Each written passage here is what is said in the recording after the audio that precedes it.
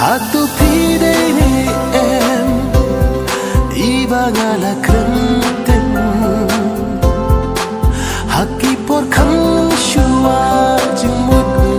kam pada shaita lesi ngala bakla ngala syukran rumah tang bajing ik pati ikum badan sakum mensyua ngarang kena kenya pi ngamla syuban klet ia pi kajing ika jogni kanyai ne rusilam terkisi ngarang kena kenya pi ngamla syuban klet ia pi